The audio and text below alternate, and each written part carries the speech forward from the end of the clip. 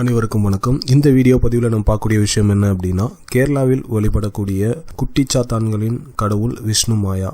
சாஸ்தா, சாத்தன், சாத்தான் இது எல்லாமே கிட்டத்தட்ட ஒன்று தான். சிவன் பார்வதியினுடைய மகன் தான் இந்த விஷ்ணு மாயா. சிவன் பார்வதிக்கு மொத்தம் 3 குழந்தைகள் நமக்கு பொதுவாக தெரியும். கணபதி, முருகன், சிலர் ஐயப்பன். அவரையும் சிவன் பார்வதியின் குழந்தைகளாக நம்ம சொல்வோம். இந்த விஷ்ணு மாயாவினுடைய உருவத்தையும் பார்த்தீங்கன்னா கிட்டத்தட்ட ஐயப்பன் புலியின் மீது இருக்கும்போது என்ன மாதிரியான ஒரு தோற்றத்தில் இருக்காரோ அதே மாதிரியான தோற்றத்தில் தான் இந்த விஷ்ணு மாயா எருமை மாட்டின் மீது அமர்ந்திருக்கிறார். ஜலந்திரா, பிரிங்கா இந்த 2 அரக்கர்களை கொல்றதுக்காக பூமியில் அவதரிச்சதா கேரள கதைகள் சொல்லுது.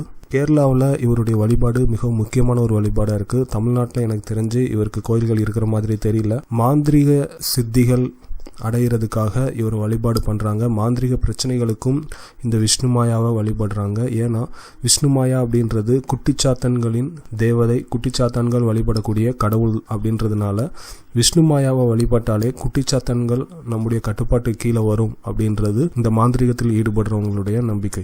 ஸோ குட்டிச்சாத்தான்கள் நம்முடைய கட்டுப்பாட்டு கீழே வரணும்னா இந்த விஷ்ணு மாயாவினுடைய வழிபாடு மிகவும் அவசியம். இந்த விஷ்ணு மாயாவினுடைய கோயில்கள் திருச்சூர்ல இருக்கு, கேரளாவில் சில இடங்கள்ல இருக்கு. இந்த விஷ்ணு மாயாவுக்காக சோஸ்திர பாடல்கள், சகஸ்கர நாமங்கள்லாம் நெட்லேயே அவைலபிள். தேவைப்படுறவங்க முயற்சி பண்ணி பாருங்க. நன்றி.